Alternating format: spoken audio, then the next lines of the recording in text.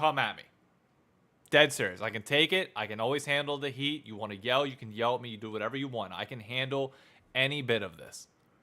So, again, Discord link is in chat. If you're not in my Discord, be sure to join one of the voice chats. I'm going to pull Con in now. That's enough stalling. Let's get to talking to the people. Con, what's up, buddy? Oh, nothing much. You pulled me in so quick. Me and Luigi were talking about like your all-pro picks and stuff. I take it all There's bad. nothing controversial at all with them. Oh, really? Is that your take, or you got what? Oh no, that's not my take. I'll let other people talk about it. Okay, I'm here so to what? talk about the LCS this week and the upset that is going to happen that is going to make you upset. Dignitas winning? I don't really think that's that big of an upset. Well, Dignitas can't win this week because they don't play. No, sorry. You think EG is gonna get beat? I think NRG is going to beat TL. Oh, I can see that happening. And it's going to put what, TL and 100 Thieves in a best of 5? Yeah, and then we then problems. I think NRG is just a team that I can weather the TL early game storm and get into like late game scenarios. I think they're going to win this series. I think between each one of their lanes just matches up very well with TL's, and that I just think the difference is going to be Palafox is going to outshine APA, because I think they're going to get APA off of his like one or two niche champions, and I think we saw last week when you got him off his niche champions, he looks kind of like, that academy mid laner that's learned stuff. Yep. And I think they're going to win like 3-1, and TL is going to be sent to lower bracket. I don't disagree with this. Like, my take with TL is that I think they can be a very dangerous best of 5 team if they're all on the same page.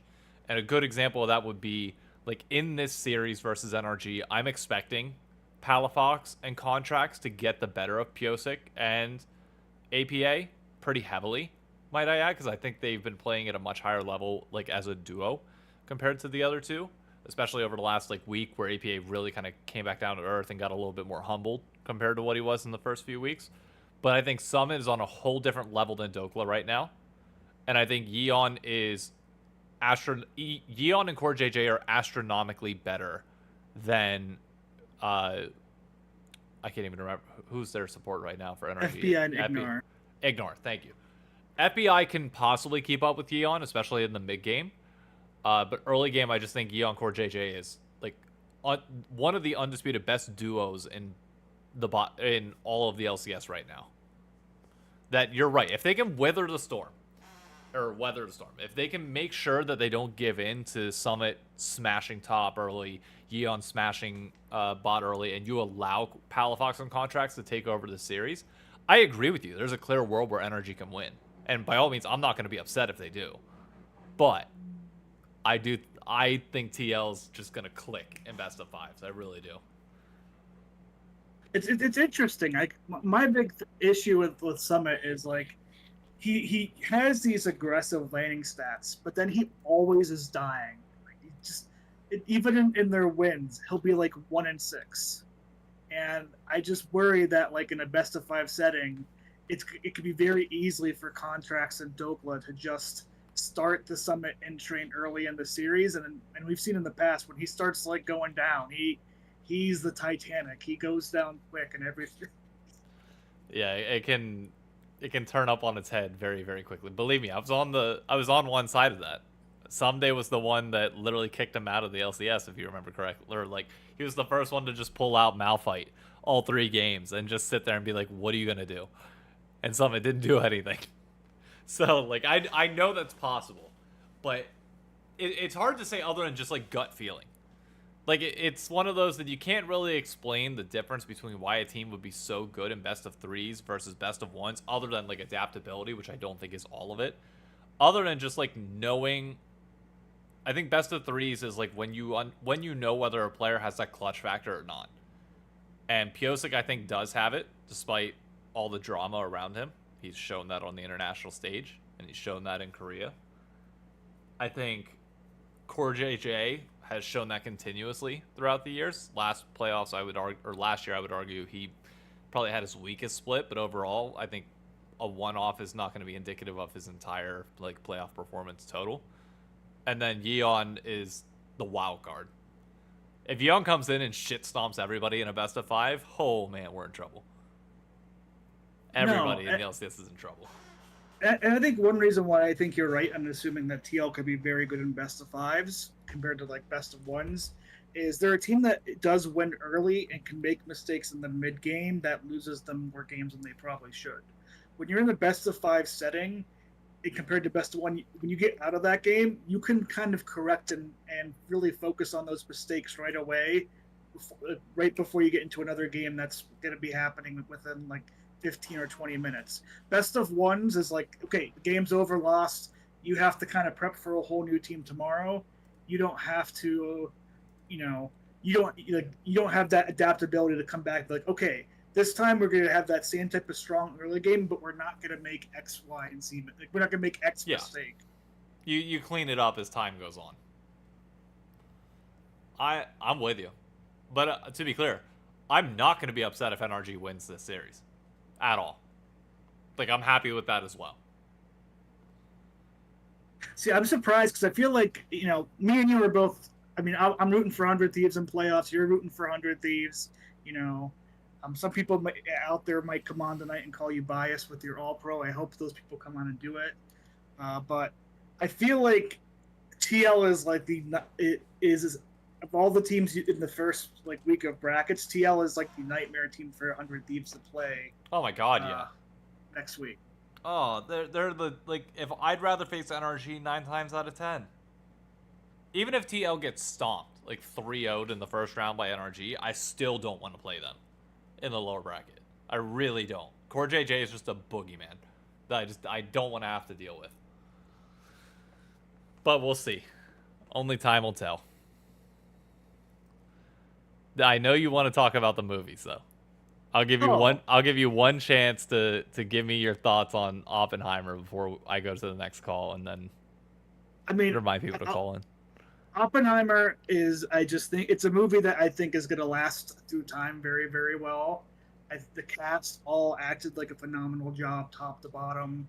I love the score of the movie. The visuals I think maybe have undersold some people because I think some people were expecting big bomb, but yeah, I think the camera work and stuff was still really well done. And I think it's going to be a movie that we're like in our 60s and 70s. It'll be remembered as one of the best movies of all time, and like one of the crucial movies of our generation per se. Of like, it'll be remembered like The Godfather or Citizen Kane or Wizard of Oz. I just think it has that type of cast and filmmaking and craftsmanship. I will out myself as an idiot though, to a certain extent. And I feel bad for, like, now thinking back on this, I feel really horrible.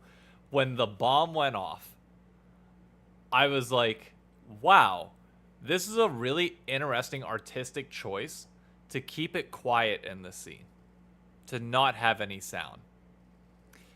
And then 2 minutes later, when I realized that light travels faster than the speed of sound and that the sound would actually hit on a delay, and that's actually like how it would happen in real life, I felt like such a freaking dumbass. Because for a minute and a half there, I was thinking, wow, this is really interesting.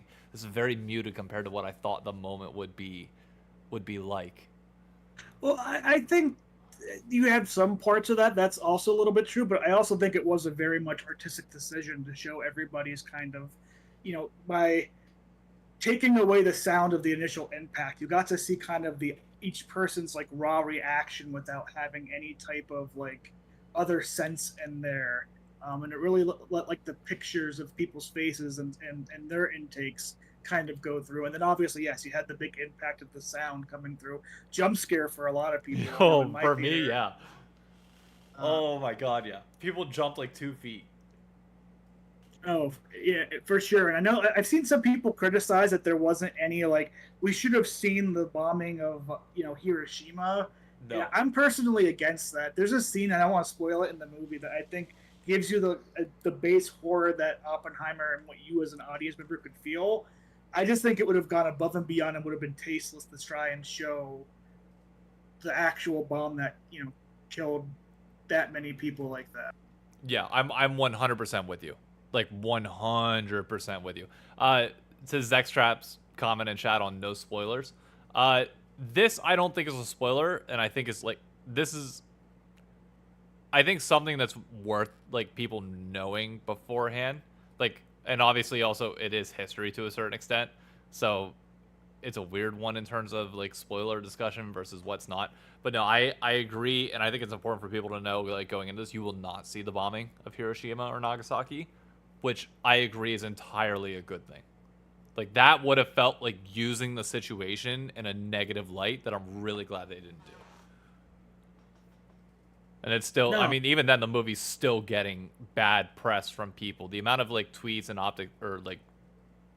like stances I've seen of like, oh, we didn't do a good enough job of like explaining the Japanese and Native American perspective in all this. And I was like, sure, maybe, but like this movie is entirely about Oppenheimer. Like, that's the focal point of this. If you want that, that's its own movie to be made, and let's make it by all means. But this is purely about Oppenheimer and the ethical dilemma that is the entire situation. 100%. And I think as somebody who loves history and watches a lot of, different types of history when it comes to World War II in general, for us to show the scope of what Japan was like back then, it would have been wildly different. It would have been its own type of movie. From, not just their mindset with the war itself, but some of the things they did during the war.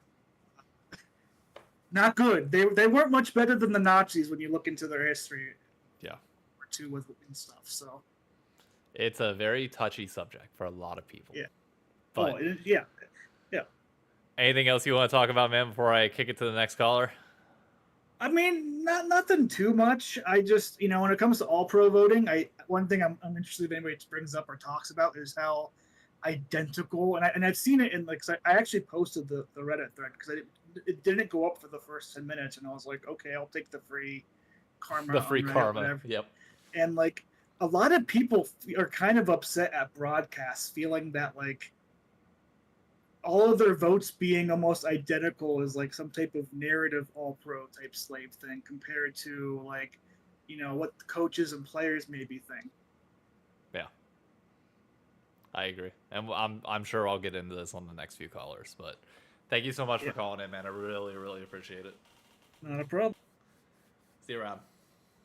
All right, for those that need a reminder or might be new in chat or haven't been here, this is a call-in episode. Feel free to hop in any of the VCs in my Discord. I will drag you in when the time comes. Everybody that hops in will get on the show without question. Talk about anything LCS. As you just saw, we were talking about Oppenheimer. We'll talk about literally anything. Whatever you want to talk about, I'm here. More than happy to talk about it. Hey, how's it going, man? Oh, why is my thing? Oh, I'm good. Give me 1 second. I have to mute your stream because I'm hearing you twice. Oh, no problem. All right, cool. How you doing, bro? Not too bad. What's your name, so people know in chat? Because I same thing with Travis. I got that stream remote on, and you only see T ... Oh, okay. It's TheBlackLuigi, or you can just call me Luigi. Oh shit, Luigi, how's it going, man? How's it going? I should have known by the goddamn picture. That's on me. Sorry. I didn't even look at it. Oh man, I feel like an idiot. You know what's funny? I didn't even make this picture. I found it on Google. I just Googled TheBlackLuigi, and I found it on Google. Look, you Google anything, you're gonna get some sort of interesting image for it. I was surprised because in high school I used to wear like earphones like that all the time, so it was just like made for me. But anyways. So what's your take, man? What you got for me? All right, so I actually am of the opinion that I actually don't. I don't hate your logic for picking Doublelift for All Pro. I think you put him first, right? No, I put him second. I put you put him Licorice, or second. not Licorice. Okay. I put Stixay first. Okay. I would have put maybe Doublelift third personally. I do agree that he does deserve it because he was, in my opinion, was putting the team on his back in a lot of those games. And I will also say that I'm also biased because Doublelift is the reason I got into watching LCS. I started watching LCS when Doublelift played for Team Liquid. Okay. In 2019. So that's also why I'm a little biased there. But I do agree. Like, if you look at Bjergsen when he comes back to pro and Doublelift when they come back to pro, they did. I feel like Doublelift was more impactful, especially in the summer split, than Bjergsen was when he came back to pro, in my opinion. I do agree with you with what you said with Berserker. I find Berserker, at least this split, has been like a janitor in a sense, just cleaning up kills that everyone else has been sitting on. But I'm not trying to take away from the fact that Berserker is still an insane AD carry, and I think he deserves to be first. I think he deserves to be second All Pro. I don't really have, in terms of like first All Pro. I'm like mixed on some people. I really think Unforgiven, like had he kept like that initial form, I think he could have been like first pro. But I think he fell off a little bit. What's your thoughts on Yeon? Or Yeon? Yeon? I think he's definitely top 4. I think he's top 4. I really like our top 4 teams right now. I think I like the way we're looking. I am a TL fan, but I'm also a Doublelift fan. So this time is very conflicting for me because I want 100 Thieves to do well because Doublelift is playing, but I want TL to do well because I'm a TL fan. Yeah. So it's very conflicting. But yeah, that's just kind of where I'm sitting, and I think playoffs this year is going to be very entertaining. Yeah, I just have a lot of thoughts. So I want to address like I guess I have to a certain extent address the Doublelift point that a lot of people have. Like, I get my philosophy of thinking is different, and my logic is the more time I've seen like with the reaction of people, I've been able to better refine how to say it.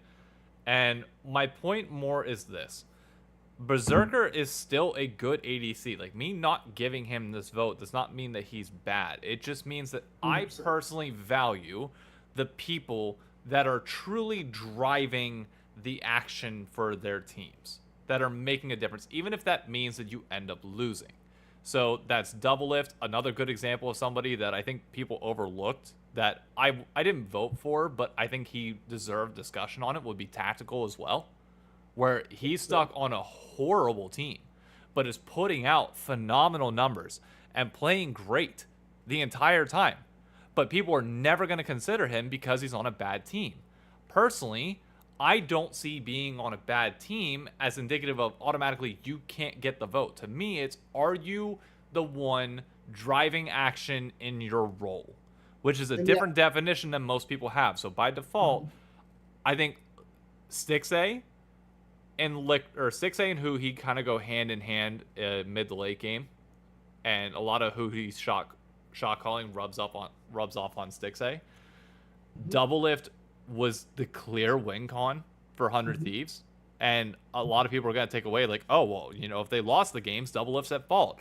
And people didn't like my analogy of saying that, you know, is Tom Brady still, you know, great if his offensive line crumbles around him? The better example would have been saying, did Christian McCaffrey for the Carolina Panthers not deserve discussion for MVP for still losing games despite putting up absurd rushing numbers every game? I think he still deserved it. Granted, Lamar Jackson went undefeated and beat him out on that year, but I think that's still worth having that conversation. To me, that's more important than Berserker, who, again, great player on a great team, but Blabber, M&S, and Sven were doing the overwhelming majority of the work, in my opinion, including Fudge. People kind of wrote off Fudge throughout the entire split, but yet he was like the second best laner, and his team fighting was decent. Berserker had the lowest kill participation of any ADC and the lowest damage, which means that he's coming in, cleaning up, and there's really not all that much for him to do to pump out damage to win these fights. It's the nature of their team just being that good. And that's fine, but I'm not one of those people that just because your team is good, I'm going to give you the nod. You have, in my eyes, if your team is really good, If everybody's universally great, then fine. And I think that's why you saw Golden Guardians have so many players in the top 3 teams.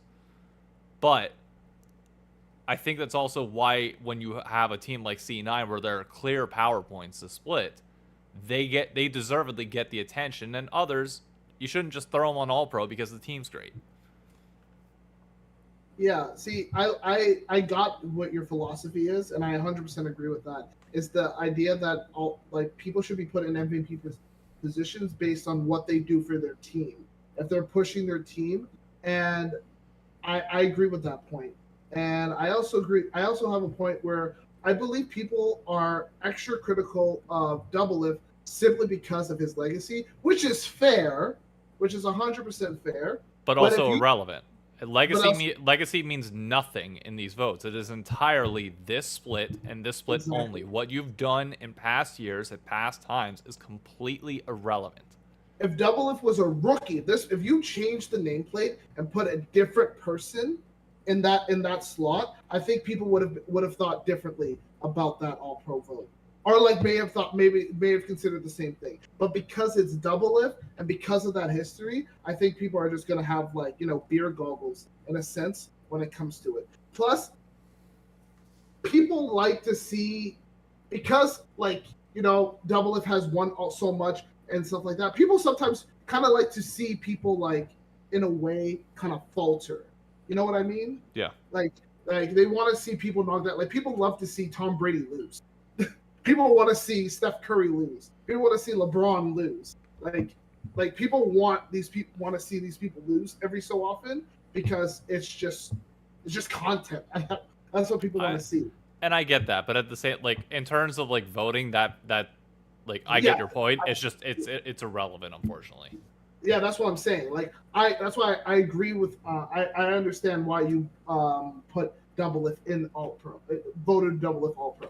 I think I personally would have done the same if my vote mattered. I would have done the same. I think I always thought Doublelift is a crack AD carry, and the fact that this guy took 2 years off from playing pro and is able to still do what he can do and still put a team on his back, filled with a bunch of rookies and a mid laner that's having a really rough time. I feel so bad for Quid. He is having a really hard time, and I'm like, yes. I don't want to I remember watching a video and I remember initially I wanted to flame him, and I'm like, you know what? When Fudge came into the league in 2021, I thought he was trash. Because I don't know if you remember, 2021 spring regular season Fudge was not very good. This is after they did bits in 2022. They looked sick, and then 2021 Fudge just looked like a joke. He did not look good. And then all of a sudden, playoffs come, MSI. Now this guy's goated, right? So I think Quid just needs time, like Fudge did. Time like JakeStxrm, if in the LEC. Yeah, when he replaced Wonder, bro, people were rinsing. Oh, that first game was rough. That first game, he got dragged. Hey, you know what? It was all fair. He was getting flamed. Everyone in the community, Dom, everyone was just going in on him. And I understand. But now he's looking good. He's looking good. Fanatics in playoffs. Fnatic might make it back to the finals. We might have a G2 Fnatic final. That's a possibility now. It's just some players just need time. And people got to remember, this kid is 18 years old. Yeah. he is literally a kid. He needs time to pop off. The biggest thing though that I want to see, and this is not a criticism of just Berserker, but it's something that I've seen across all pros, is Berserker has made it clear in the times I've talked to him that he's not the biggest fan of LA, and he doesn't really explore much of North America outside of that. And I get he probably just wants to stay in and play the game and get better, but it's also a question I asked to M&S is okay, but are you going to be happy then? Are you truly going to enjoy North America? Are you going to find happiness here? Say you win LCS. At what point do you sit there and are you going to reflect and be like, was this really worth it? Did I leave my region? Like, would I have been happier doing other things, like going out, just, I don't know, living a more fulfilling life to a certain extent? And I just don't get the feeling that a lot of the pros that come over from the LCK so far, or at least in recent years, have really loved North America. Like, actually, like, enjoyed not only just Los Angeles. I'm not trying to get them to, like, love LA in the same way that I won't force people to, like, really enjoy New York City. Like, I want you to enjoy North America and love our region. And we'll see. I don't know. Maybe time will change that. And for Quid, I really hope he develops that. I hope 100 Thieves is doing a good job. I hope... Sorry to cut you off. No, you're good. I was just going to address, is player happiness at all related to the All Pro topics? No, not at all. It's just a separate point. What I was going to say is, like, I would really like to see, because we see inklings of what Quid could be. It's the inklings. It's those little moments when his Azir works. Those little moments when he actually when the buttons are working, when he's actually playing League. That's where you see the potential. What you see, because like there has to be something there. Like I don't think a player like Doublelift would have stuck around if it was like, I don't think they would replace someone like Bjergsen with someone like Quid if there isn't something there, even if he is retiring. You know what I mean? There has to be something there. So I think maybe long term he's going to be better. We'll see. I also just have one more point I want to say. Well, it's not really a point. It's just a point of pride. I am so happy that in first team All Pro for top lane, jungle, and mid, we got some NA boys, and 2 of them are Canadian, baby. We got 2 Canadians in that. 2 Canadians in that bitch. Hey, can you remind me of this? How many medals did Canada get in the LCS Olympic Games? I don't know. Less than the US. I mean, you guys have more players. Okay, you have more. You have more. According to this, you have the better players. So where's your medal count? Okay, well, see. And all of them were on different teams. Okay, well, see, now you're hurting me. Okay, I just want to have a little pride. It's funny because I'm not even Canadian. I've lived here for like 16 years. But I mean, I'm also not from New York City, but I'm going to claim that I'm a New Yorker because I've been here for 6 years. So I get your point. Like, I was actually born in New York, and I know nothing about that place. True. I haven't lived there since I was 5. But yeah, it's just no. But like, I just love it. I also love like JoJo is so. He is. You know what? When first time I saw JoJo, I was like, this kid is such a Toronto kid. It is hilarious. Like, if you understood the stereotypes like Canadian, like 20-year-olds from Toronto look like, it's him. And the fact that he's just dominating is so memey. Like, me and my friends just have a good time just seeing JoJo just be. I just love JoJo. He's just so sick. And I think he's the future of the LCS. But anyways, I talked enough. Yep, I got to hop on to the next caller. Thank you so much, man. I really appreciate it. No worries. Love to see what you're doing, man. Keep it up. No problem. Have a good one, man. Thank you. You too. Bye. Chat, I updated the Discord link in the description of this video. If you want to get on the podcast and come shit talk my opinions or anything about me, if you got anything you want to get off your chest, come say it to my face by joining the Discord, hopping in any of the community hangout or any VC in general, and I will drag you in after Heely, because Heely is up next. Heely, brother, what's up? Finally. What do you mean, finally? $25 a month to be third? Oh, here you go with the paying bullshit again. Here we go. Oh, God. All so right. what are you up to, man? Just hanging out, waiting for this. I don't do much. So what's your There's a roast? phantom in I know Well, you're waiting for it. Do you want to do that, or do you want to do the grid? We'll do the grid out. We'll do both. All right. Who gave you the right to vote? The LCS did. Why? Let me ask you this. Why is Doublelift there? Why is Doublelift there? Let me ask you this.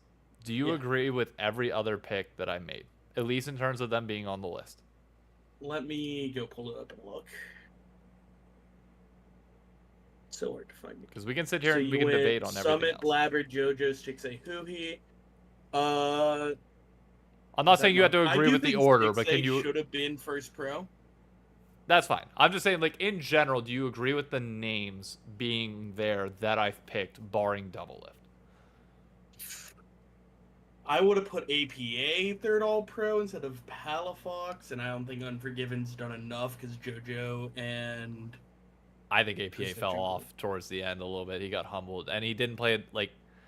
It's another one of those, did he play enough games? And, like, he played the same amount as M&S, but he was nowhere close to that caliber, like that level of dominance that M&S was over the course of the 3 weeks that he played. Yeah. I think Berserker not even being a top 3 is kind of troll, because you're getting mad at C9 for playing the ADC role correctly, at being the late game hyper carry that cleans up all the work after the fact, or what's going on here? That's not punishing them. It's just rewarding a different play style in that when I see C9 play and I see them win, I see it through solo lane dominance because Fudge was consistently getting leads in lane.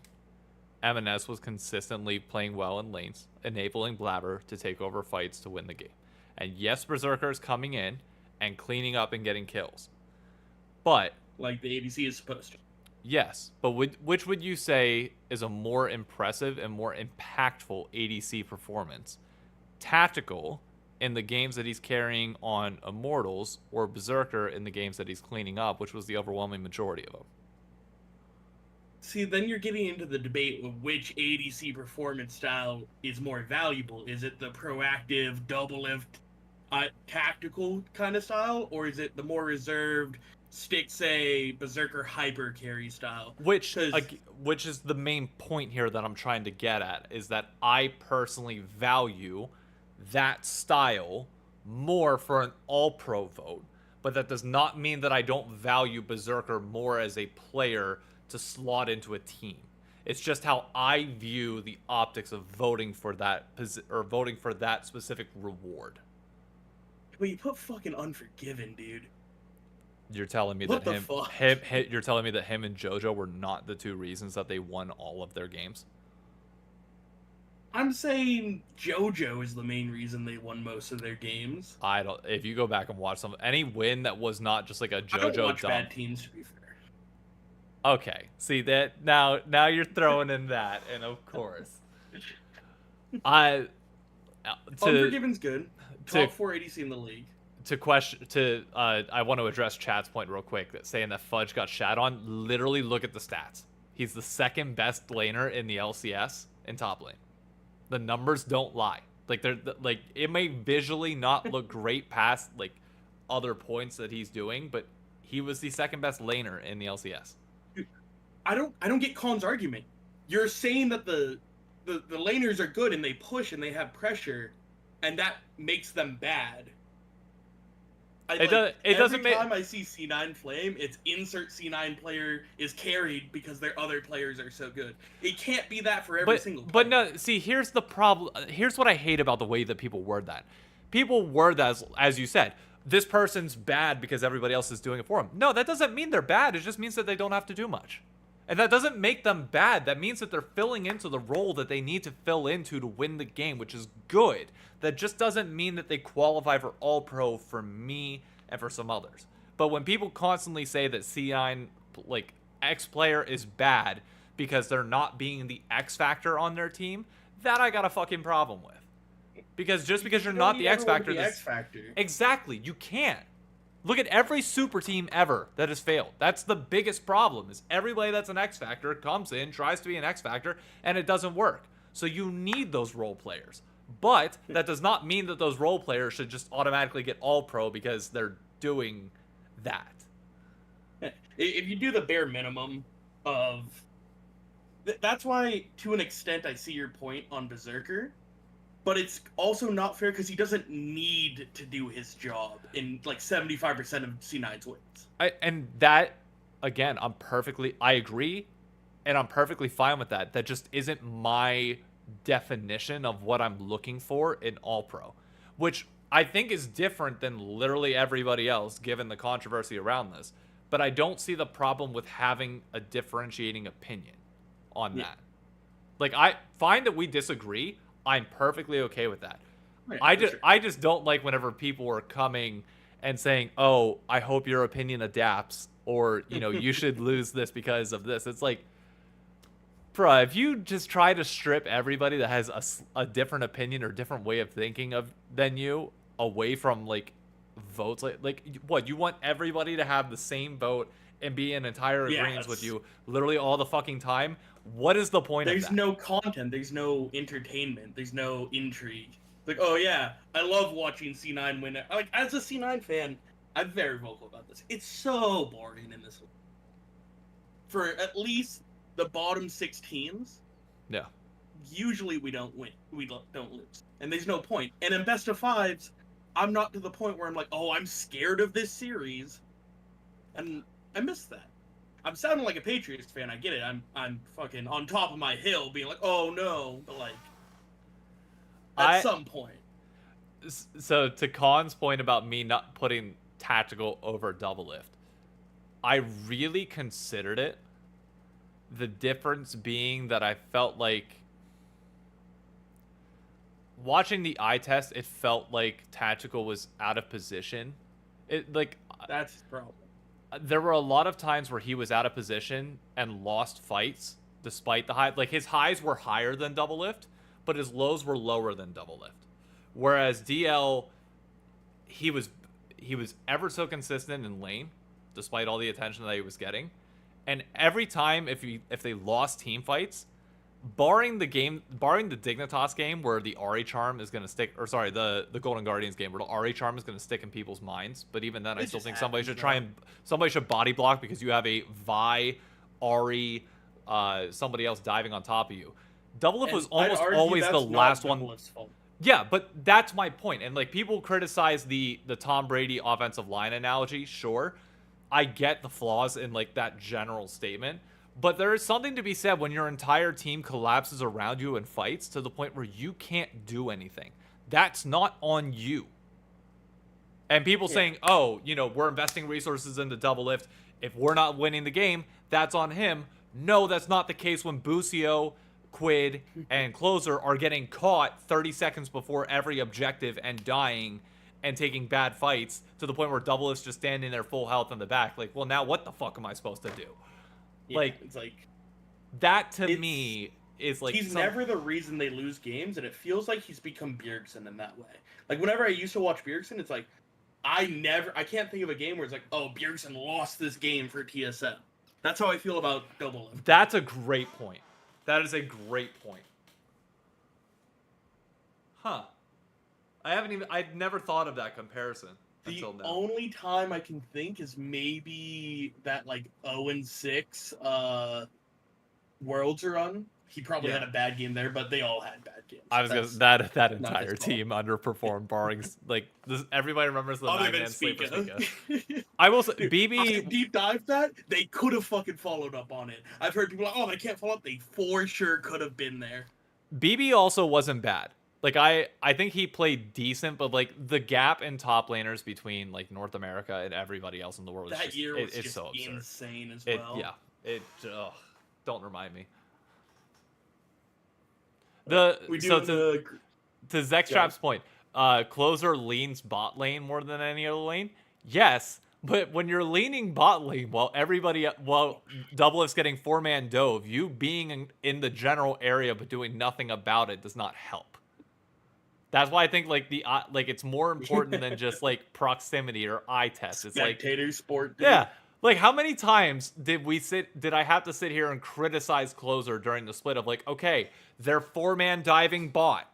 Either stop it and throw your body in the goddamn way or make a play elsewhere. And he did nothing. And it's like, if you're of the mentality, if Doublelift or bust, you're dying for Doublelift so that he doesn't go behind. You're teleporting down from top lane. You're teleporting down from mid lane. Closer should have 100% proximity to bot lane. If that's your mentality as a team. Yeah.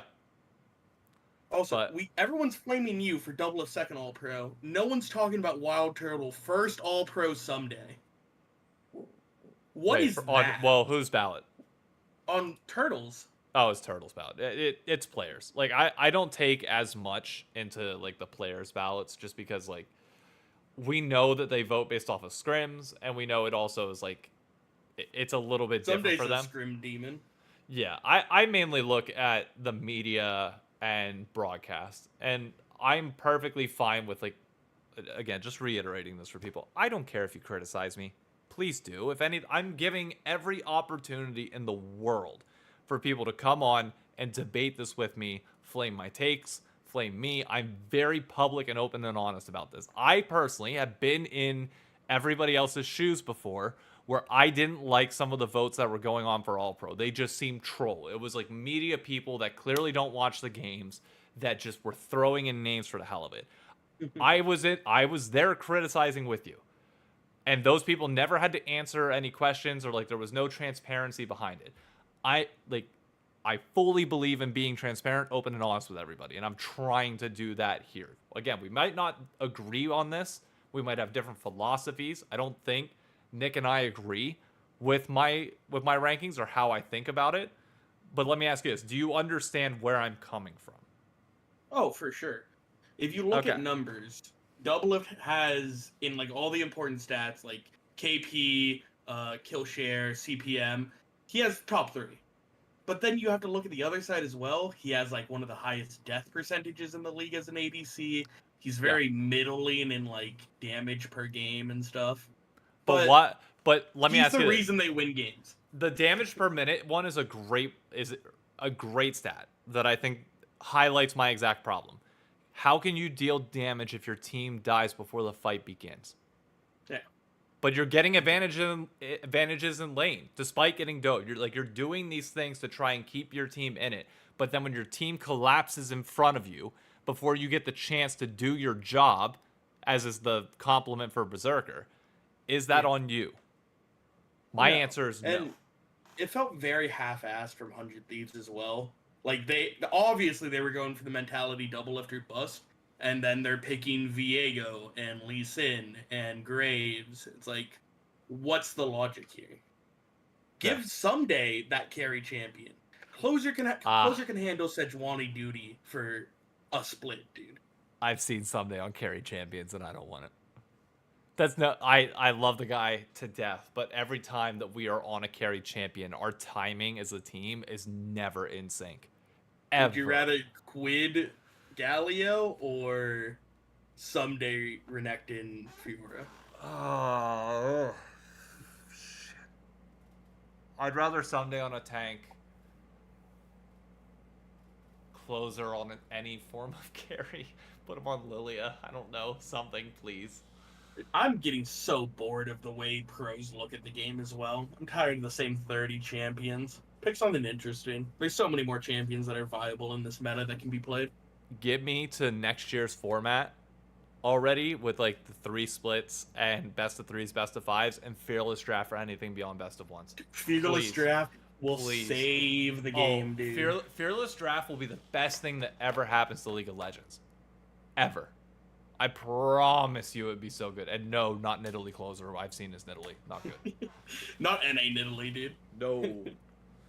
No. I have PTSD from Nidalee myself. I'm just scared for whenever we get the freaking playoffs and Blabber pulls out Olaf and then M&S finally pulls out Zillion. And I just have to sit here and watch Blabber run over everybody again. And it's like, God damn it, how many times do we have to see this? And that's not a hate on Blabber, too. Ugh. Anyways, I got one more call that I need to hop into. So thank you so much for coming on, man. I really do appreciate the debate, as always. If you got time after, I don't know if you do, but we can do the grid then. We will. I'm going to make sure the next call lasts like 10, 15 minutes, and then we'll do the grid. I'll be around. All right. See you around. Later. All right. Final call of the night. If anybody wants to hop in after this, you absolutely can. I'm just going to have to make it fairly quick because the wife gets home from work in about 30 minutes. So I have to make this as fairly quick as possible. How's it going? Hello, hello. Sorry, I was super surprised as I was listening to stream with a bit of delay. No problem. Where's your accent from? I'm actually from Europe. I'm Maltese. Oh shit. Nice. Yes. Yes, not many of me around here. Love that you're what made you an LCS fan? I wouldn't say I am one. That's Okay. actually a part of why I am here, because I think Okay. it's interesting. I just hop into random shit. I saw your tweet, and that's why I'm here. Oh, Because I don't really know much about you and much about what you do, and that's genuinely why I'm here. I want to know and understand what's happening and what's up, and I have a few questions. Of course, I'm not just gonna waste your time. no problem. Where do you want me to start? Okay, so what do you do, and how did you basically get on the ballot for voting? Background on me, full time. I'm a senior financial analyst at Disney on the Disney streaming side, so Disney Plus, ESPN Plus, and Hulu. In my free time, I make content around League of Legends. I started back in 2020, November, posting 2 TikTok videos a day, every day, just talking about League of Legends to anybody that would listen, because COVID blocked my ability to go to bars and watch LCS with people, and I missed that level of conversation. And I found it on TikTok and through content of just putting my thoughts out there, and I'd have a discussion with people openly and honestly. And one thing led to another. Videos started taking off. We talk about recent things, and it just grew and grew to the point where last year I was asked to vote for the MVP of World's Finals.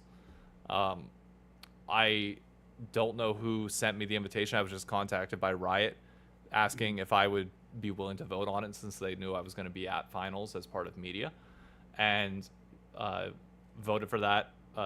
We'll say Kingen was my vote, so I proudly got him that MVP skid. And then this past year, I was also asked to vote for LCS All-Pro via Riot themselves as well. Okay, interesting. Let's see. Okay, I mean, I guess it's a bit of a weird question, but do you think you should have voting power and this kind of stuff?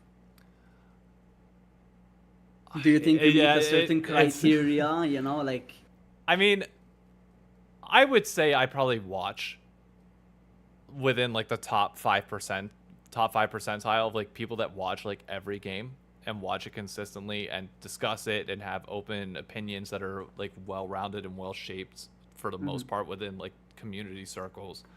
I'm not gonna say that anybody deserves it any more or less. I don't think I'm in the position to say whether I deserve it or not. All I know is I was given the honor, and I take it very seriously. And that's all I can really say. I don't really know how to answer that question, because I don't want to come off as I deserve to vote for MVP. No, it could be taken away tomorrow, and I would be completely understanding of that. If somebody gets it, somebody gets it. It should be an honor for them, and I hope they value their opportunity to have any sort of influence on that. fair enough. Do you think there's a particular sector or something of media or creators or whatever that should be the ones voting? Who do you think, or at least let's put it this way, who do you think would have the best non-biased votes that actually make sense and make for a good All-Pro or whatever, MVP, all sorts? I don't know if there's anybody out there right now that's not represented that would be more unbiased and that is and there's nobody from the community that I can think that is missing that doesn't have the chance to get it. So Naymen, I know, got the opportunity to possibly accept it. They denied it and didn't want it. I'm sure LS, Dom, all of them. I don't know if Dom and LS got votes. I didn't check to see who all from media got it, but I'm sure they've been given the opportunity to and turned it down, assumedly. I'm not 100% certain there. I don't know. You would just think you would want all of the biggest names voting on this, and quite frankly, I actually would like to see them expand the amount of people that vote on this. But I don't know. It's up to Riot to ultimately decide what percentage they want of pro players versus commentators, who obviously deal with this on a day in and day out basis, but then also media people and external. The one thing I would like to see them do is I would like to see them incorporate a fan vote into this. I think it should count as like one vote, or if they want to weight it differently, they absolutely can. Like I have no say in the matter, but I do think that like everybody should have a voice. It's just a matter of how you properly weight that. That's fair. That's fair. Okay. Because I'm not also too familiar with American sports. I'm quite familiar with NBA. And I know, for example, All Stars are like fully fan voted, right?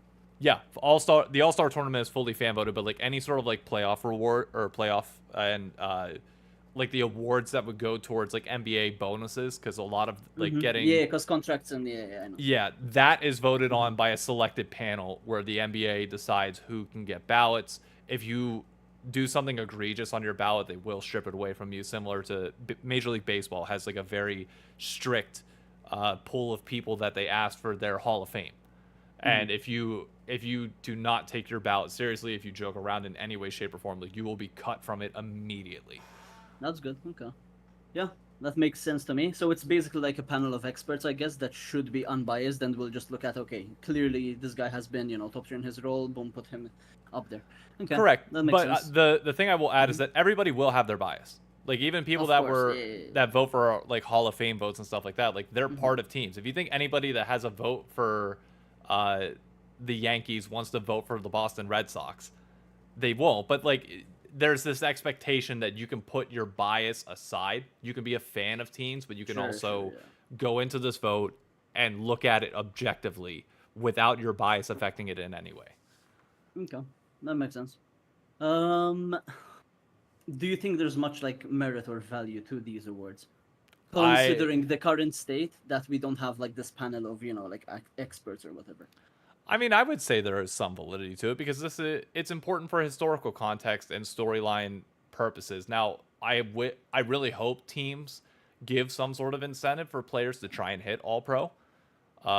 If they don't, I think that's a big mistake right now, and I think that would add a lot more validity to it in terms of like the players making a bigger deal out of it than what is currently going on right now. Like barring Jojo Pune talking about like MVP, you don't see many players talk about like really striving to be like first All-Pro or anything else like that. I don't know. I wish there were more incentives like that like made it clear that there is a prestige element to this. And then you can get a lot more stringent with your criteria of who you let in, who you're not. Like when you elevate that status to it, you can be even more selective, which I think just adds more value to the situation. It also adds more controversy because if the Grammys have taught us anything, it's like no matter what, there is an element of people are going to freak out no matter what you pick to a certain extent. Yeah, that's fair. That's fair. How much do you know about like the ins and outs of teams? Internally, not much. Obviously, I've never worked for a team, nor do I have any sort of insight there. In terms of like the business and economics of the LCS, more so than most probably, just from a general understanding of finance. And in terms of like actual play, I'd say a good bit, despite my skill level. But if skill level is a determinant for a lot of people, myself and Degon, who are very similar ranks to each other, would both be gone. I see. Okay, because I can definitely see an issue where, let's say you put an incentive, right, of hitting All-Pro, getting MVP, whatever. That could cause somewhat potential issues with how the team will perform and work. And in a sense, considering in sports, it's very different, right, in terms of how the teams actually work and how they're managed, how they're coached, etc., the whole culture. Yeah. That's very much missing in a league. So let's say, your mid laner wants to actually hit it. He feels like he's having a good split, and maybe he will start being a bit more selfish, let's say. Maybe he will not go for certain picks, even if they are better now. And maybe he will call for his jungler an extra 2 waves a game, right? Where he normally shouldn't, because whatever reason, right? Do you see that potentially being an issue? Could be, but you know what? That creates a storyline, and it's fun to watch. If this player becomes selfish because they wanna win All-Pro, it's like, okay, well then that's on coaching staff and management to either put this player in a system where that is irrelevant, or if coaching staff lets that go on and you just think he's an MVP level player that has the right to do that, then hey, you've established that precedent. However you want to run your team, you can run your team. Bill Belichick in NFL football would never let that happen. but Of course. other coaches would. It depends on the style that you want to go with, and that's up to the individual team and the players that they sign. At least in my opinion. Right.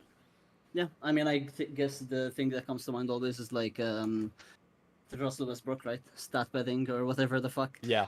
They like to say always. Yeah, the good old stat padding, like sitting there Yeah, under yeah, fountain, yeah. like getting a pentakill when they're trapped in fountain just for the stats. Yeah. Yeah, I can see that being an issue for sure. Okay, interesting. Now I was hearing a bit from one of the previous calls that for regarding like you looked at stats, for example, that defied like him being clearly the second best top laner or Yeah. whatever. Pre What metrics 10 do you- minutes.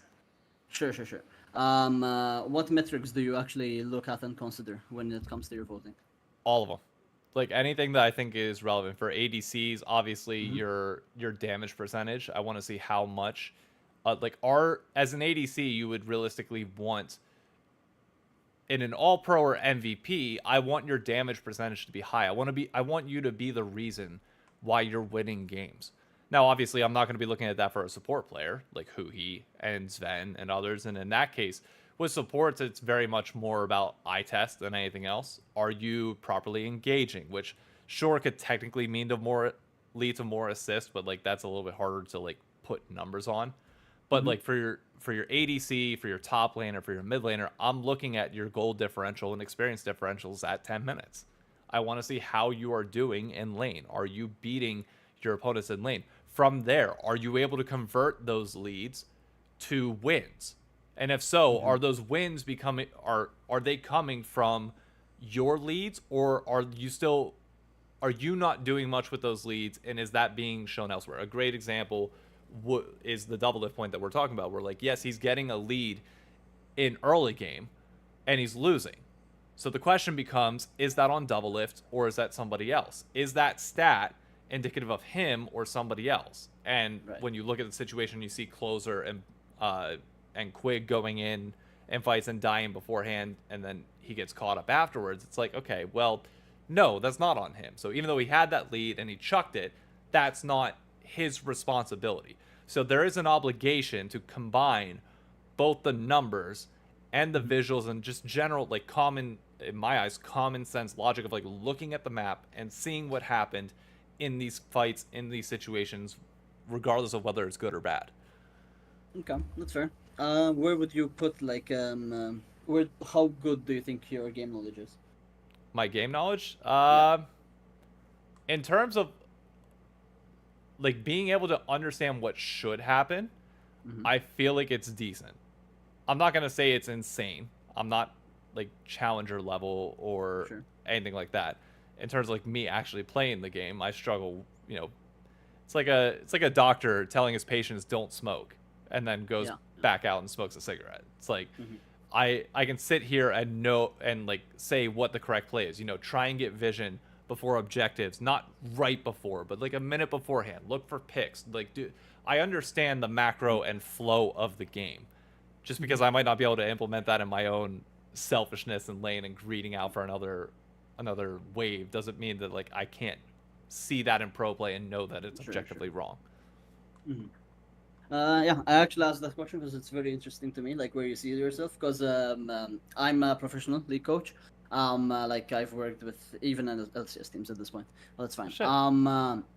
Yeah, and that's the like very interesting thing to me because I think there's so many like small things that completely go unnoticed. Now, of course, you can easily look at stats in terms of even like jungle proximity, right, and be like, okay, yeah, sure. He's clearly playing more on bot side, so his bot lane should be better in terms of laning stats and whatnot. But also, I feel like oftentimes we don't see enough data, let's say, regarding the draft results, right? What point was his champion picked? Was the enemy draft specifically tailored to counter his one specific pick, right? That's something you can't really look at without knowing IMO, a very high level understanding of draft and the game itself. Can I ask you a question on that? Did you hear the portion of the conversation earlier where we were talking about like the Golden Guardians versus 100 Thieves game of Doublelift playing Zeri, but playing into a Vi and Ari, and I forget who there was one other dive champion on Golden Guardians team, but like to your point,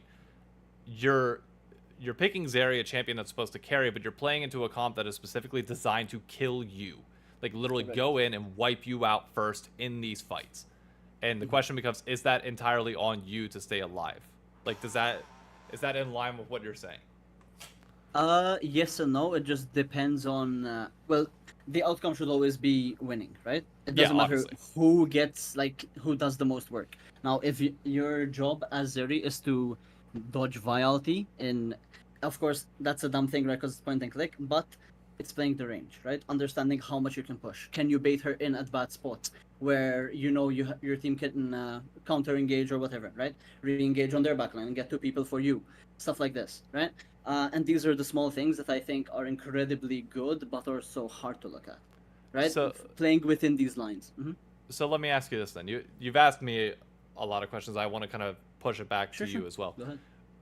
Do you think there's anybody that's not currently being represented in the LCS voting pool that has a better understanding of the things that you're talking about, that might be more informed than somebody like myself or the media or those of us that talk about it? Like, who do you think should be in there if they're not in already?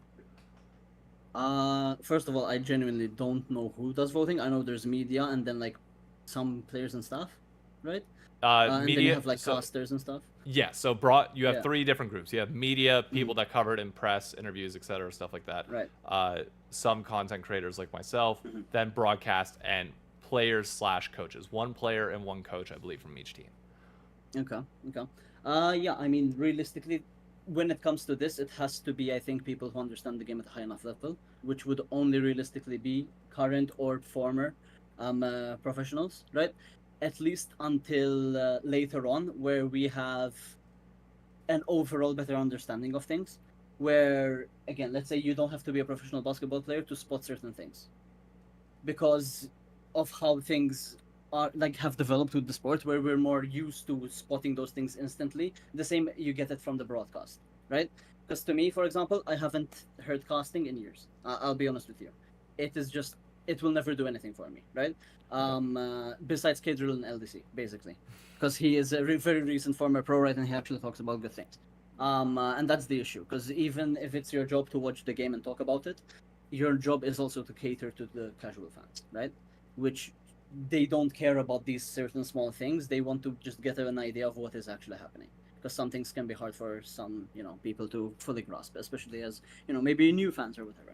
Yeah. So I guess that would be my answer. It's just mostly former pros and coaches, and current ones, of course. But yeah, it is hard and annoying to do that. That's also why I think these awards are mostly Just show. useless in a sense, right? Yeah. It's just for show, whatever. Whereas I think in sports they do hold more merit, but I think even in some sports, there's sometimes bullshit. Are you And, are you fine with the weight then that they currently hold? what weight do you think they hold? Like I said, as of right now, really not all that much. Just Yeah, 'cause it's I don't more think anyone cares. it's more content. Yeah, exactly. It's content and historical conversations, of which, to your point, then technically, it's almost irrelevant who votes for it at the end of the day. You say historical value, I guess, or whatever. Do you think that's really a thing? At least how it is right now. From a content creator point of view, yes.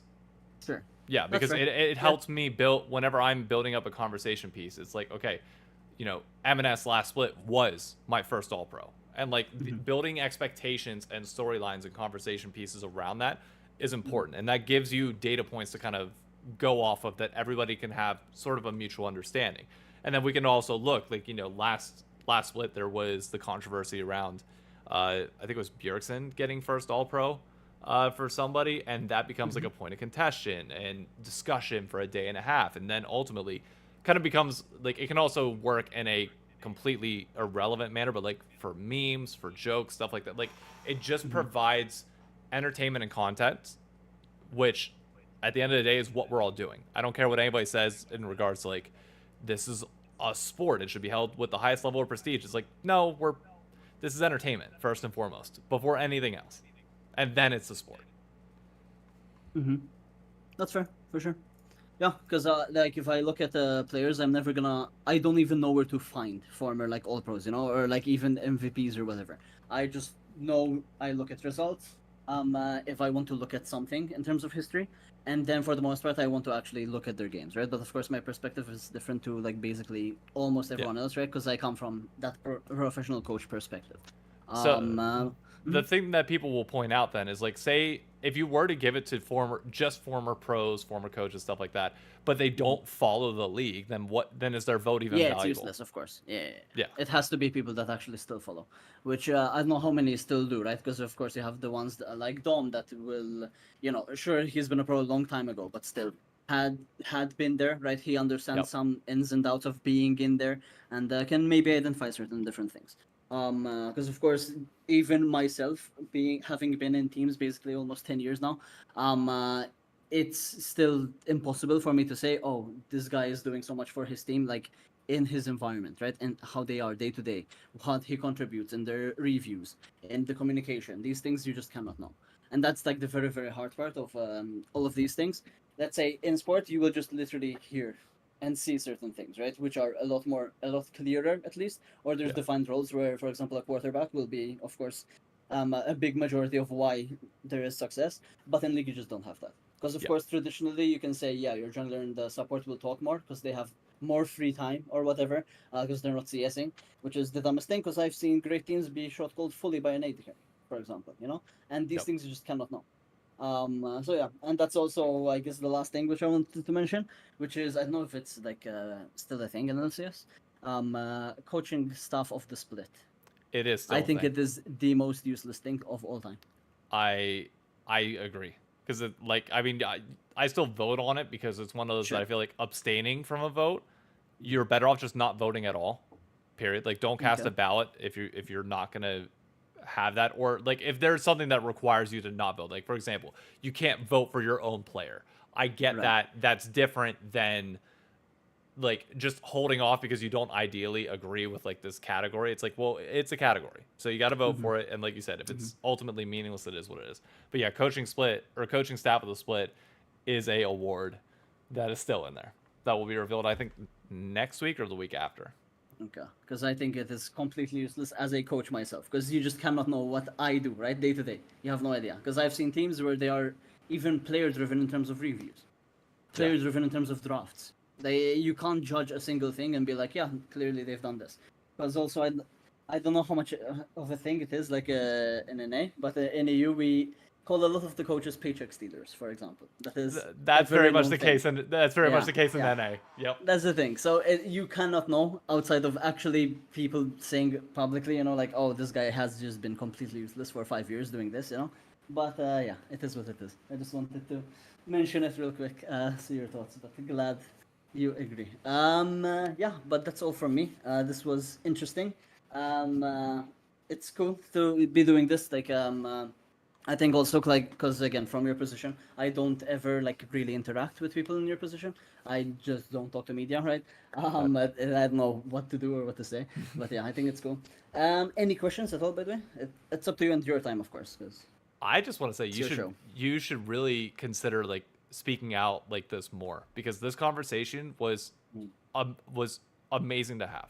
Like, I really enjoy thought-provoking conversations that challenge a perspective or a thought that I have, and I really appreciate every single question that you asked, because it was phenomenal to walk through. And the That's only good question to I hear. have for you is, what are your socials so that people can follow you? Just Storm Coach on everything. STXRM, because Storm is hard to get, unfortunately. So STXRM Coach on basically anything. My YouTube, my Twitter, whatever. Yeah, I appreciate it. You didn't need to like to shut that thing. It's all good. Thank you so much. I'll catch you later, man. Yes, see you. Have a good rest of your stream. Bye bye. Thank you. Bye bye. All right, one last call real quick before I bring back Heely. Dalos, what's up, man? Ooh, hello. Can you hear me? Yeah, I can hear you. How's it going, man? It's going. Do you want me to turn on my cam? You can do whatever you feel comfortable with. Don't feel pressured to turn on camera. We can just sit here and talk if you want. More than welcome to. So, Oh no. Oh no. yeah. I'm about to get shit. Oh Look. no. Look, okay. I think Bladver and Berserker being in the first All Pro is correct. and I don't think the other 3 players being in the first as All Pro is correct. But I think it's super weird. Fudge being in third All Pro. Like, Fudge would be the only one I would ever consider over Licorice. But I think for sure, Fudge being in third All Pro is really, really weird. And Sven in second. That's right? Yeah, it's Sven. Yeah, it's Sven second. Or are you talking about like the general, like the final standings? No. Like just the second one. Okay, yeah. But the thing that I would caution you on is don't look at other players relative to, like, you know, Sven second versus Fudge third. Irrelevant. Just look at the individual roles and try to block out any noise in regards to any other role. Like, try to look at them as independently as humanly possible. No, yeah, sure. I mean, it's obviously it's a little harder for me as a No, I believe me, I get it. Like, you know, I've been a Cleon fan for almost 10 years now, so like, you know, it's hard for me to separate that. But also, real quick, I love the conversation that was had right before me, but I kind of disagreed with kind of half of what he said, and I kind of have a hot take that I think would actually really improve All Pro voting and make it where no LCS team or player can vote for All Pro. Oh, that. Because look, because I have it pulled up right here. Mithy, for top first All Pro, voted for Rich. So it's just, I think it's really unproductive for having like coaches or players voting for All Pro when they can't vote for their own players. But the thing I will say though, in Mithy's defense, Rich did have moments where he was incredible, and for a lot of the coaches and players, scrims impact everything for them. Yes. Like, that affects their opinion, and it's just, I can't sit here and criticize or like figure out what players and coaches vote on. Honestly, when I look at the ballots, I entirely ignore what they vote on, just because they're coming at it from a completely different perspective, which I think is important, but also in no way, shape, or form close to what we are going to look at. The whole seeing it from a different perspective is why I actually don't want them voting in All Pro. It's because they're kind of saying a whole bunch of stuff that we're not seeing, like scrims, or if they've had previous like relationships with them as like teammates or whatever. Yeah, I think that like that can really have a bad biasy impact. Like, I agree with you. I honestly, like, thinking about this, and I guess thinking about like you said, or the prior call to this too, and I saw in chat he agrees with what I'm about to say here. I think you turn All Pro voting into just a media, like, people not affiliated directly with teams in any way, shape, or form. Like a media, and that means you can have fans of teams still, to be clear, like media 100%. press, stuff like that. Like, that's fine. But you don't have anybody that can possibly be influenced by scrims or anything outside of just the 18 or 19 games that are played in the split. Yes, 100%. I agree. And I think that also should involve, like, for example, like LS. LS is affiliated with FlyQuest. I think that should also involve him. I right? don't know why LS he doesn't fan. have a vote. I'm a huge LS fan. I love LS. I've loved LS for years. But I don't think he should have a vote in a system like that. Oh, you don't think he should? No, in a system. No, in the current system, I think he should. But in the system we're talking about, like we're no. I guess question then is, should, by that logic, I'm assuming I should not have a vote. Which, again, I know if I shouldn't have a vote, I shouldn't have a vote. That's fine. Because I talk about 100 Thieves though, and put out, like, I made it clear that I am like a 100 Thieves fan to the fullest. I make a shit ton of content around that. People think that I'm in the org when I'm not. Would that then exclude me, even though I'm not directly affiliated with it in the same way that LS is affiliated with FlyQuest? No, I don't think so, because you're not. It's not the direct affiliation. I think that's like what the biggest problem is, and especially someone like LS who can I'm pretty sure he could very easily get like scrim results or scrim VODs and stuff. Like, he could snap his fingers and probably get it if he wanted it. The problem though is all the broadcast gets that as well. Yeah, which is that's kind of the.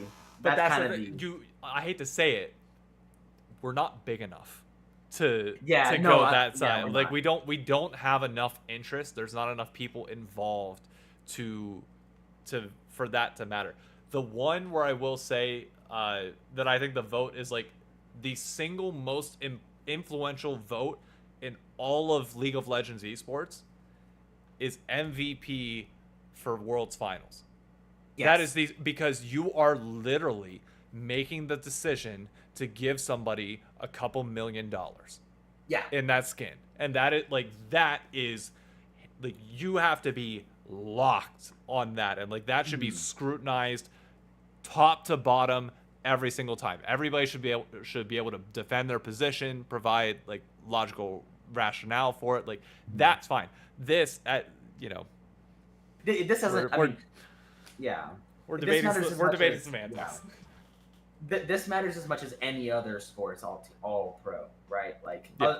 other than like obviously other traditional sports will have like some contract bonuses and stuff, but like it's like I don't know if you watch Formula One, but it's like in Formula Yeah. One the driver of the day vote doesn't matter. Like Yeah. it doesn't.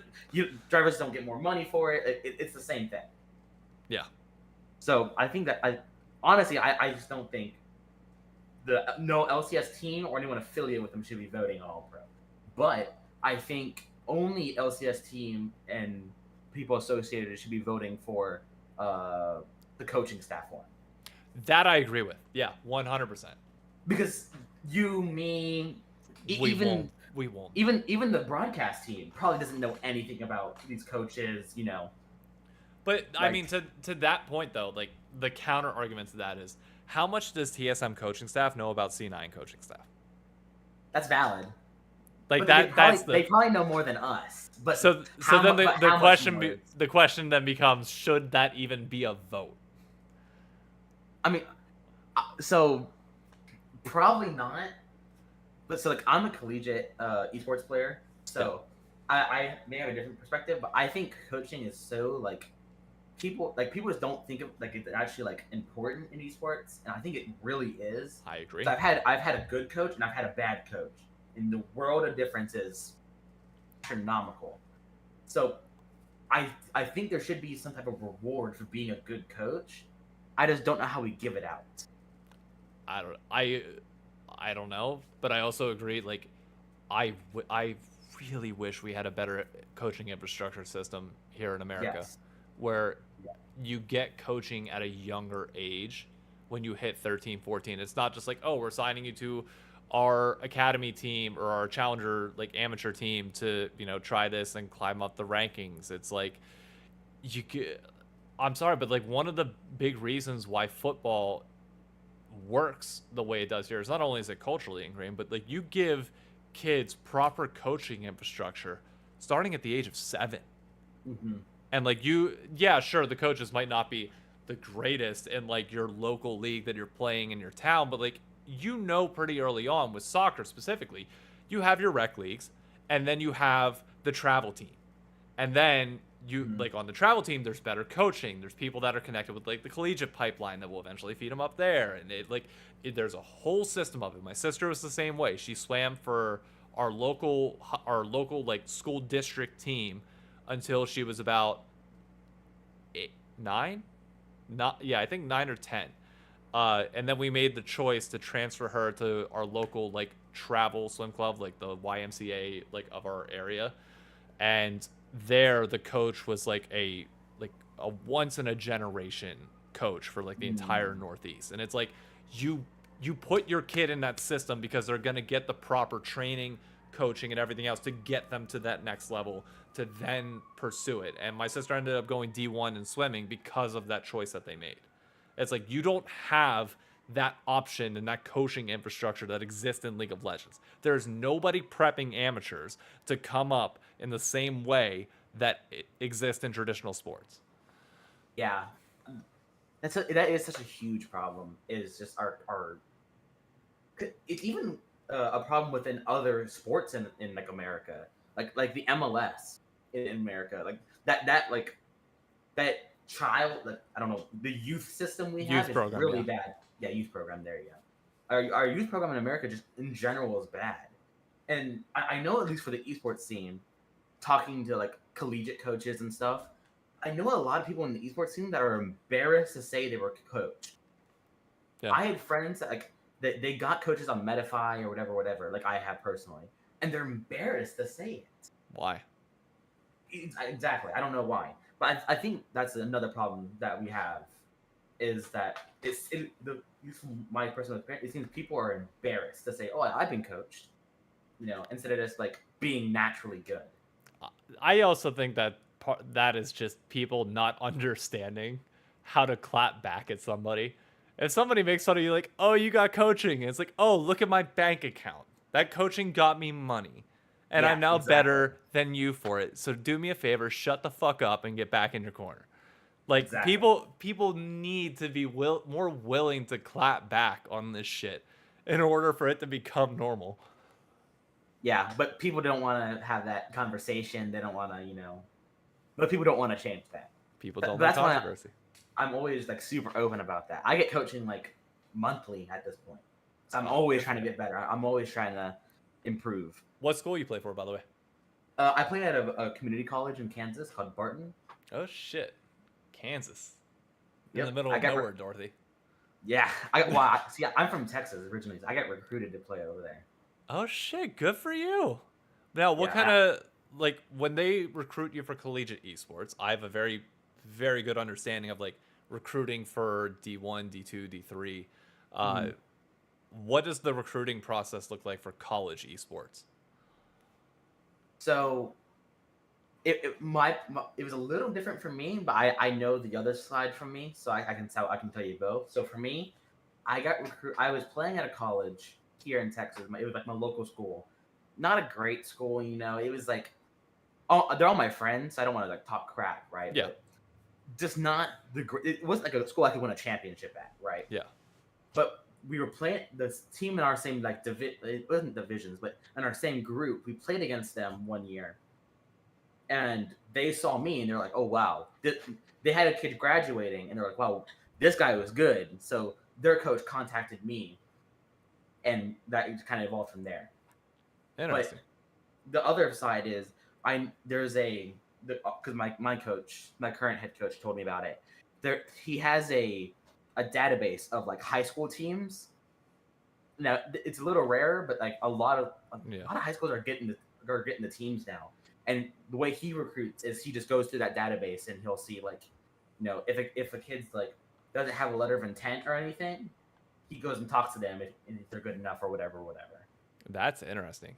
That's a very that's good, because this might be a little bit over people's heads, but I played golf growing up, played throughout high school, and like one of the systems that you would play through is a system called the AJGA or the IJGT, and it's basically travel. You go around, you play in tournaments, etc., and you play in different age groups. But in your profile, you are required to put whether you have committed to a school, whether you are seeking scholarship, or whether you are seeking collegiate golf at any particular level. You can say, I'm not looking to go D1, I'm looking to go D2, D3, and you can limit getting put in those databases.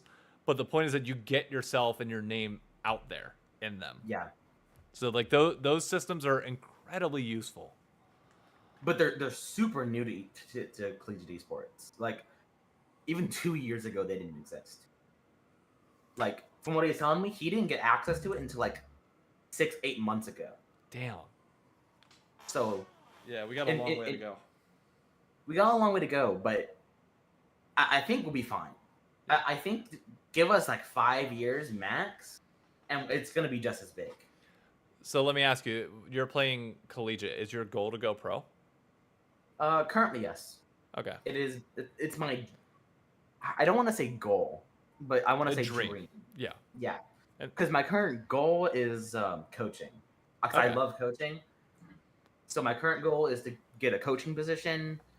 Because I'm currently trying to get a coaching position within like an organization that coaches middle school and high school. Yeah. So I'm trying to do that. But the ultimate dream is to go pro. Would you be able to like reach out to the various like challenger teams and get like any sort of like assistant level position? Like, would you be willing to like volunteer your time? 100%. I don't even just love League or My personal game is Overwatch, but like I love bless your I just soul. love. Oh, I know. Trust me, I know. I know. But I just love esports. I would do it for free. I love it so much. It is just, it's my passion. It's my everything. Because I watch every major esport out there.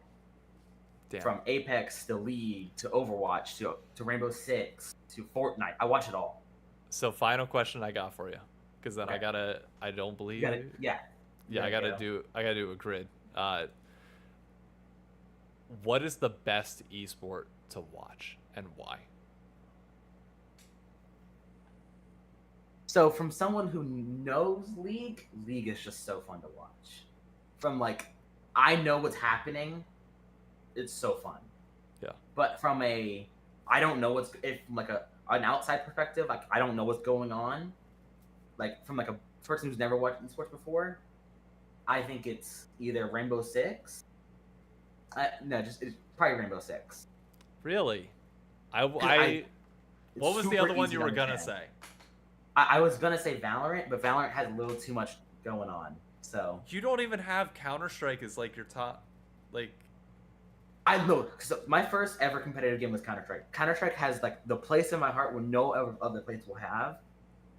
But I think, like if you're watching it you've never watched like a competitive esport before, I think it's really, really hard to understand because the broadcast is not great for beginners. I will agree and disagree with that, because I have, back whenever Counter-Strike was on TBS when they had E-League, it was very easy for my dad to pick up on what was happening in Counter-Strike. Like, very easy. Rainbow Six, the one time that I had it on, was very complicated to explain. Like, very, very difficult. Counter-Strike, at least in my opinion, barring Rocket League because it's literally soccer. It's car soccer, yeah. Counter-Strike is the easiest esport to watch. Bar none if you know nothing about esports and you're not picking something that people already know. Yeah. That's really interesting because for me, my parents have the opposite. They really struggled to watch Counter-Strike, but they picked up Rainbow Six super, super easily. Really? That's interesting. So that just must be like a difference in experience, I guess. Then it's a Texas versus Northeast thing, my friend. I know what, I guess so. You coming out the finals, or are you staying in school? No, I can't. I got school, so I can't. I wish I could. Look, but I'll try and pump out as much shit as I can so you can hopefully enjoy it. Please do. I follow you on everything, so. I really appreciate it. I really do. No, I disagree with a lot of your stuff, but. Hey, you know what? That's fine. I don't want having yes men around you is fucking boring. You know what? Like I enjoy the conversations of people disagreeing with me, that we can have an honest conversation rather than somebody just saying like you're fucking dumb. But I agree. It's so much better. That's what social media is meant for, in my opinion. Yes, I 100%. Especially sports social media. Like, yes. Because believe me, if you get beat by TL, oh god, no. It's gonna be ugly. I am rubbing the salt in that wound so heavy. Look, so heavy. You can if we lose to TL, we deserve it. So we can't say anything. Yep.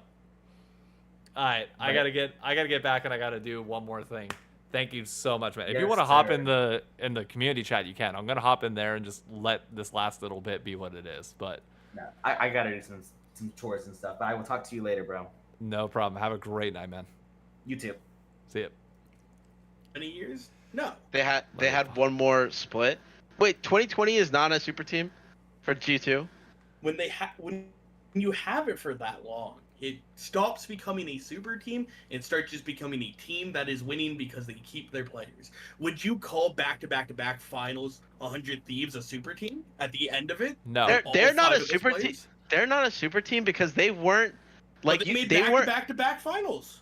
Yeah, but you didn't put together. Who made back-to-back finals. But you didn't. That team wasn't assembled. They were a good core that just continued to improve. They weren't assembled like. Yeah, and it works the other way. I will counteract that and say Golden Guardians meticulously assembled that group of players, barring obviously No, that but- was but- Golden Guardians. someday. And But Demonte. before they were put together, no one thought that they were the best. No one considered them the best at their positions before they were a part of that team. At the end, is that not a Super team? No, I No. agree with this Su- take that I think a super team is a team that you have the expectation coming in that they will be first. Yeah, it's when you put together the best players at their position, probably one or two at their position, and you put them together onto one team. Like, what caused this doesn't argument change is the the fact the that- conversation that 2019 TL is not a super team. 28-19 TL is 100% a super team. Are you on crap? You're not a super team at the end of your super team era. They were They've a been super team coming. What do you mean? They upgraded It's the same two worst argument as parts. 100 Thieves. If the third split 100 Thieves is not a super team, 2019 Summer TL is not a super team by that Were they same logic. were they or were they not a super team in 2018? They were. And Okay, then they- pause. the Pause. third- No, Pause. no, the Pause. three false. Pause. False. played They weren't a together super team in for 2018. 4 years. Oh, They They, weren't they had Impact Smithy. and No, were Double. they? No. Actually, you- he's right because when 100 Thieves put their roster together, you had Afromu, who was like peak Afromu at the time. Someday MVP. was well, he won MVP spring. So That prior to- split. That split.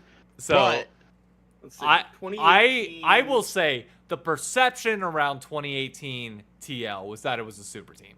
If we're being 2018 honest. TL was Smithy the No. best North American player behind Bjergsen, and maybe in between him and Doublelift, but third at the very least. Even Not then, at the time. Not at the Double- time. No. No, Smithy at that time, yeah, absolutely, he was. Smithy he was top. known as good. Smithy But was known as good. Sven Skaren He was only one. got 4. Sven Skaren was the best Smithy, jungler in the LCS Doublelift, at that time. Cobelter, Impact, and Ole. There was Impact, more of an That is a argument. super team. Impact, Doublelift, and Ole were the three that made that team a super team. If we're being honest. Wait, who? I would say as somebody Oh. who lived in that era, Paul Belter and Nick Smithy were very much a part of the support team. More than They Paul. were like top 3 players in their role. Okay. Undisputed. Ah, Okay. Alright. I just want to take this to the point that in 2018, TSM put together Sven and Mithy. true. TSM was clearly the favorites coming into the split 2018 spring because they brought in what was the best ball lane in the West. Everyone said it. They had the title best in the West. They came over in 2018. Bjergsen was widely considered the best mid laner. And He then had Sven just come died to off- Skarner. He had just come off. He had just come off a three-peat in the LCS. Haunter had also just come off a three-peat, and then what's his Holy- name? Mike Young. Mike Young had just come off a Dude, rookie I of the miss split Mike year. Young, dude. Mike Young Oh, just came off a rookie of the split year. Mike Okay, Like, he was- so Was widely seen as the best jungler or one of the best up-and-coming junglers, and you added the best in the West. Everyone thought TSM 2018 was gonna come and win. Jeffrey, you have effectively crushed my argument because I just Googled 2018 LCS spring power rankings. Everybody, and I mean everybody, has TSM. TSM's Whoa. number one. Oh, yeah. Who's second? Quote TL's two, obviously, but They were both number super one, team. number one was the reconstruction of TSM's roster is one of the best ones yet. Haunter and Bjergsen have almost always stayed consistent even during the hard times, and this bot lane is going to be one of the best upgrades in LCS history. Mike Young being the only question mark, but given his time during Phoenix 1, this roster screams potential and super team. Yeah. And I think TL being second, you're right. That is a good point. But I think it's mostly based off the fact that they took the IMT core that took second that year, which was Smithy, Pobelter, and Ole, and they just added stronger pieces in Impact and Doublelift. But I think most people would have said that TSM was a stronger team coming in because while Ole was good, there were still question marks about him. And Pobelter was always seen as second fiddle to Bjergsen. I would agree with Okay, that. wait. To the original point, though, which was a majority of the time super teams do not work out, other than outliers like TL and G2, which are the only two I can think of that are And out JDG. in the West. In the West, sorry. It's different overseas. Those are the only two. So I dislike. Does the super team fail if they don't win? Yes. Yeah. If the expectation is to win and you don't do it, you have failed your expectation. Yeah. I would say a super team also fails if they can't make worlds. I Because would- like if you lose to a different super team, like that's one thing. But like TSM super team didn't make worlds that year. It was the first time Oh, they were They awful. didn't make They were worlds as awful. well. Mike Young It was was crazy. awful. I miss rookie season Mike Young, dude. He got ruined. I don't know. I mean, the popular players on the team are always going to point at Mike Young, and I think it's easy to scapegoat. But maybe he wasn't as good as people thought. I just think he had stage fright once you got the TSM pressure situation around him. Yeah. I think that changes you. Sometimes people are just not meant to play in like the Dallas Cowboys or like the Lakers. Like sometimes you're just not meant for the spotlight. Doesn't mean you're not meant for the big stage. It just means you're not meant for the spotlight. Yeah. I think also having teammates like that makes you. They expect you to play proper, quote unquote proper, and I guess they try and shift how you play to be like that. Well, and the big thing with Mike Young with Phoenix One, why he succeeded, is he was their carry. He's kind of what Blabber is for C9 in a way right now, a little bit. And At the time, yeah. And going It's a to good meta for him, TSM, too. like he was never going to be the carry of that team. He was put into a role player type situation, and I just think was a hyper carry put on a super team and he didn't get the resources he needed to flourish because there was fucking Bjergsen and Hanser on that team, two super teamers. Let me ask you this: you put Smithy on 2018 TSM. Do they win split? You They put win. Smithy on any team in 2018 that's in the top 4 and they win. That's how dominant Smithy was. Okay, that's all I wanted to ask. Let's No, get to I this, think they win the spring, yeah. But I don't know if they win. Well, okay. Yeah, Putting him Ole's on situation TSM probably also happens takes regardless. him off of TL. Oh, who do I take off TL and they don't win the split that year? No. What I'm saying is if you put Smithy on TSM, TL is a lot worse off because of it. And therefore that TSM has there's just no challenge. Yes, our only challenge is 100 Thieves, and Kinda. I think they. But, No, not Cloud9 that year. spring 2018 Cloud9 was pretty rough. Yeah. So, I mean, okay. I think they got unlucky because they ran into TL. So we're agreeing that Super Team 2018 TL not Super Team. 2019 TL. If there can only be one super team per year, no, they're not. You No, wouldn't think say- that's both not t- true. You can I have think more 20 than one super team. Yeah, I would agree with that. I think you can have more. I think at most you can have 2. So I then think Hanser, Bjergsen, and who else was on that team?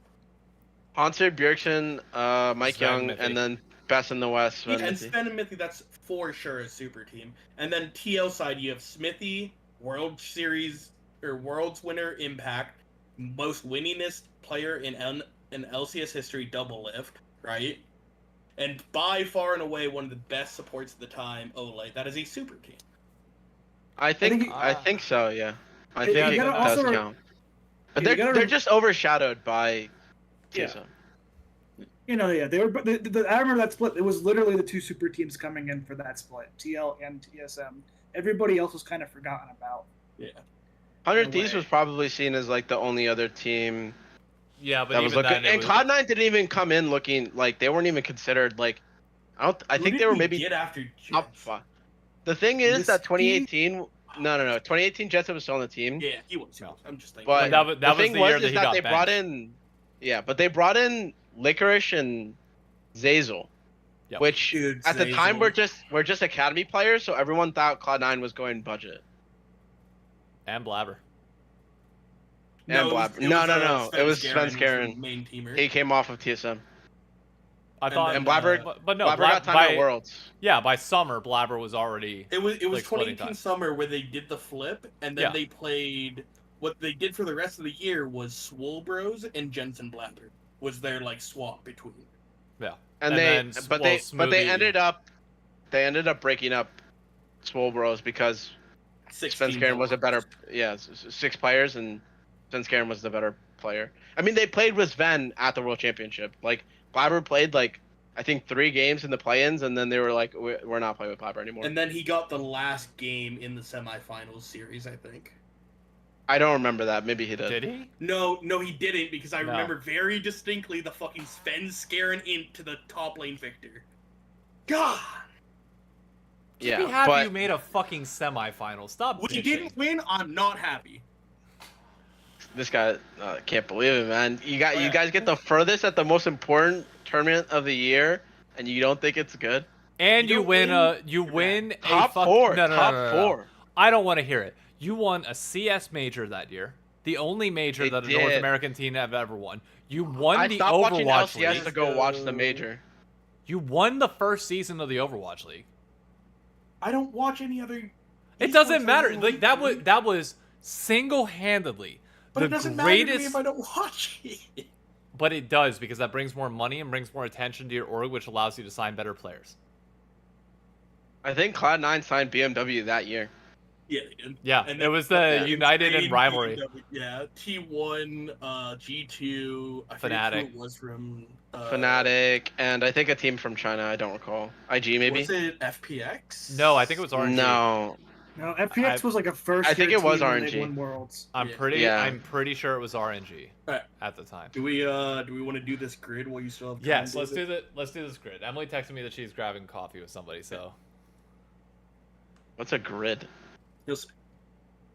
Okay. Oh, you weren't supposed to see this one. oh darn, it's so small on the Mm. screen that nobody can Oh, see. no. I'm so upset. Zoom out.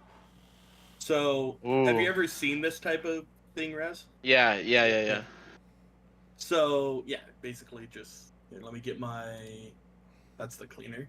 Which one is the draw on it? Don't know. So wait, just to be clear, they don't have to be playing for either of these teams currently. It's Not just... currently, no. Just have played.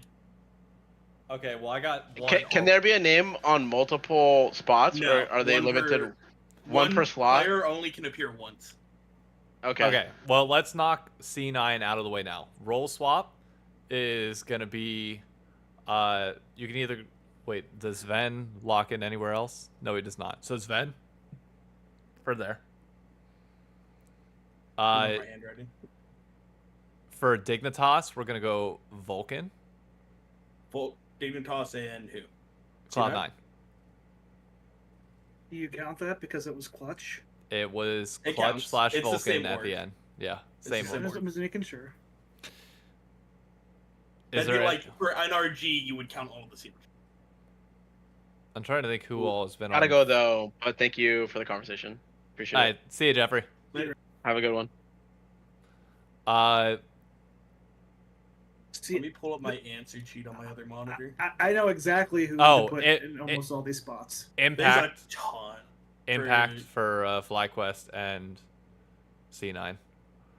So you wasted that spot. Dude, again, my history is literally limited to 2018 on, so I'm like gonna struggle. I tried with to. this. All of these can be answered from 2018 on. Yeah, Okay. that's fair. Dignitas TSM. That's an easy one too. You can get it. I believe in you. You can, if you need help, David, you can ask Con. We're calling Sven him Skarin. I don't think he was ever on Dig. He's literally on Dig. He's a coach. Or are Wait, you who- talking about? No, who's their jungler? Oh, Santorin. Sorry, Santorin. Yeah. Sorry. Oh, wait a minute. Did I ruin that? You can erase it. I'm Okay, not gonna be like, erase- oh, dead. Well, is there anybody else I can think of on Dignitas? Because I'm trying to think. You can also put Santorin for FlyQuest and TSM. I'll The give you funny a clue. There's a person who was on Dignitas about the same time as Vulcan that was on TSM. There's also a person currently on TSM that was on FlyQuest. On FlyQuest or Dignitas? On from FlyQuest? TSM to FlyQuest. There's a player on TSM right now. Oh, Wild Turtle. Yeah. That was easy. forgot that he's still playing for them right now. TSM role swap. Who the? And I will say, there's only one for each of these. Okay, well, TL's wasn't that Keith in the brief? Did Keith role swap? Keith He role did swapped to temporarily, support. yes. I was thinking Core JJ there, you know. Yeah, that's who I had as. Oh, in that case, Core JJ for Dignitas and TL. I thought you were gonna put him at their role. Yep, he started here, and then he went to Korea and got his championship. So now you're looking here, and you're looking. Oh, Dalos is kind of an OP in the chat. Yeah, I know. He was, but I don't want to swap it for that. I feel like I could figure it out from here. If need be, I will do that. Who else was on TL? Who was on TL and FlyQuest? I already used Impact. Spica was never on there. Who's their mid laner for TL? There's a current player, not on either of these, that have been on both of these teams. I'm trying to think. I'm going back to last year. Last year was Whippo, no. Who was jungle for TL last year? Santorin. Oh, No, yeah, you're right, Santorin.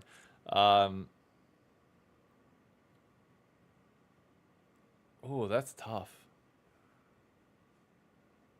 I am not good with. Okay, So- I'll pause that and come back. The TSM role swap. There's a super obvious one, but he role swapped way long ago. Who the fuck was that?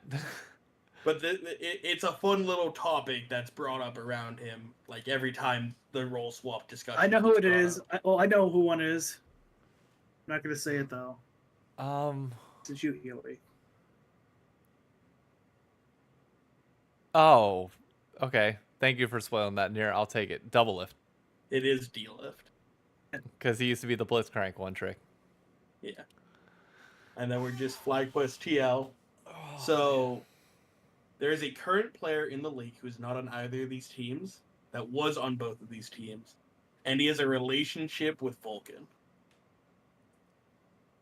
Relationship with Vulcan. So he was on probably FlyQuest. Oh, And, no, Ayla joined NRG. Yeon Ayla's though. right. Wait, what? He subbed in at one point for Core He- JJ's Oh, he did visa. last year. Yeah, I forgot. Yeah. I'm dumb. Wait, did he? When yeah, did Ayla? He played I think. Yeah, but that was Academy though. For the no, most he was part. on. No, he was played on in base LCS. stage team. Oh. Yeah, was he on- played. Because remember, imports now don't get their visas in time, so like. True, you're right. So the only other one I could find for C9 Dig was obviously Jensen, but also Golden Glue. Here you have Core JJ. Actually, I'll just pull this one up. So these are all the answers that I found, at least. Because you also have High Fudge. Oh, Armeo did play for Dick last year or 2 years ago, I think. Armeo. I put the old ones that you weren't gonna get on, Yeah. but like, holy shit! Look at the High look was at roll swap? FlyQuest C9. Yes, he role swapped to like 3 roles. He went jungle and then he went support. On, Here's the different- thing with why FlyQuest and C9 have a lot of carryover. FlyQuest was actually C9 challenge. Yeah, I remember that. Yeah. Yeah.